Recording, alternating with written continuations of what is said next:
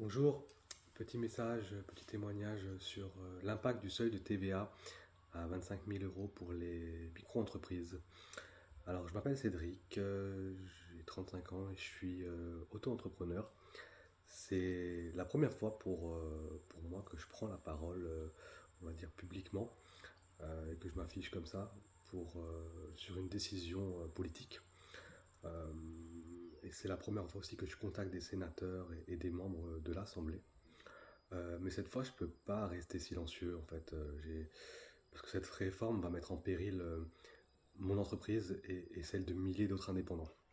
Euh, En France, on nous dit qu'il faut entreprendre, qu'il faut créer pour réussir. C'est ce que j'ai fait en fait avec mon entreprise de vente de marchandises dans le domaine des animaux de compagnie.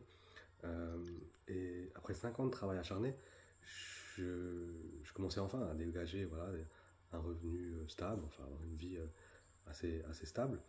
Euh, et grâce à ce système, j'avais trouvé en fait un équilibre et je pouvais envisager l'avenir finalement sereinement, sans avoir trop de contraintes, etc. Mais aujourd'hui, l'État décide de tout remettre en question avec ce seuil de TVA à 25 000 euros, ce seuil abaissé. Euh, concrètement, qu'est-ce que ça signifie? Ça veut dire que je vais devoir bah, augmenter mes prix de 20%. C'est ce qui, a priori, on veut que je fasse. Bon, je vends aujourd'hui à des produits à 80 euros en moyenne.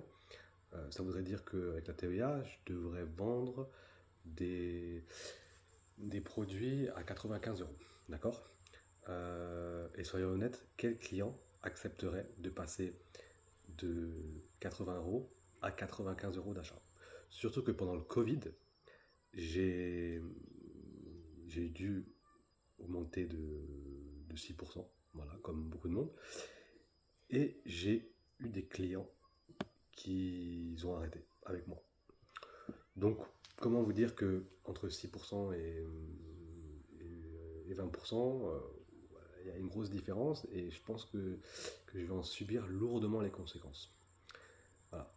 Et nous, les entrepreneurs, on n'est pas idiots en fait, hein. Notre objectif, c'est de vendre, proposer des prix compétitifs, etc. Euh, donc, si demain j'augmente mes tarifs, ben, les clients arrêteront tout simplement, comme je disais. Euh, et iront vers des entreprises qui ont peut-être les moyens, c'est des grands groupes qui ont les moyens d'absorber ces coûts-là. Euh, donc, donc, si je répercute cette TVA, c'est c'est ma rentabilité qui disparaît. Le plus absurde en fait dans tout ça, c'est que bah, voilà, le seuil ne prend pas en compte ne prend en compte que le chiffre d'affaires, donc pas les bénéfices. C'est 25 000 euros de chiffre d'affaires, c'est pas 25 000 euros de bénéfices dans ma poche, hein. Quand on enlève les charges, les achats, les dépenses professionnelles, euh, bah, il reste beaucoup moins, hein, franchement. Et pourtant, on nous apporte une contrainte fiscale supplémentaire maintenant. C'est assez compliqué quand même à gérer tout ça. Et à titre personnel, en fait, je ne vais pas répercuter cette hausse.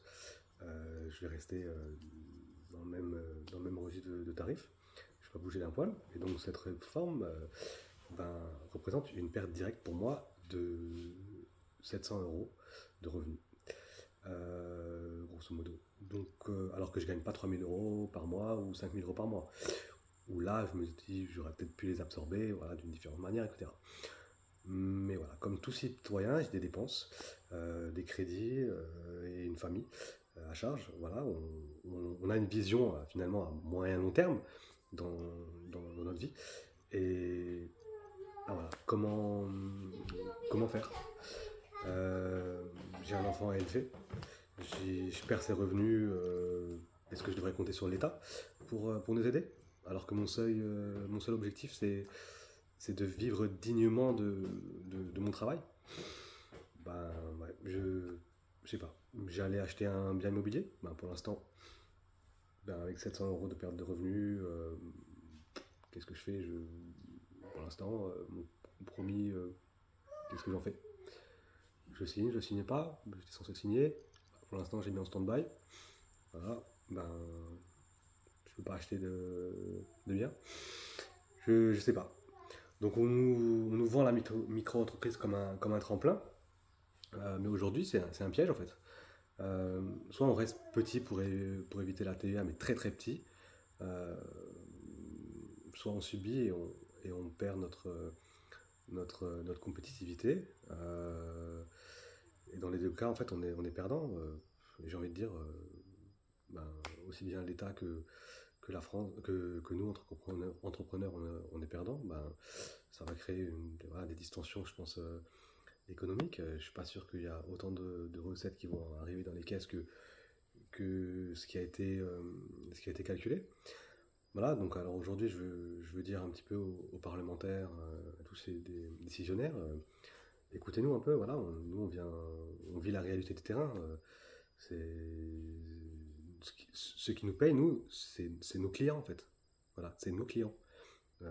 C'est pas des sources de revenus issues d'aides, d'impôts ou autres. Voilà, c'est nos clients qui nous payent. Donc on n'a plus de clients, bah, on n'est plus payé. Et du coup, je fais quoi? Je demande des aides à l'État. Ça va pas arranger la chose. Ça va pas arranger la chose. Donc voilà, nous, on ne demande pas d'aide. On ne veut pas demander d'aide. On veut juste qu'on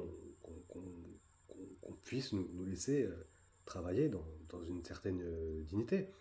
Euh, c'est, En service, c'est 37 000 euros le seuil. En vente de marchandises, c'est 85 000 euros. C'est pas des sommes folles. N'importe qui a,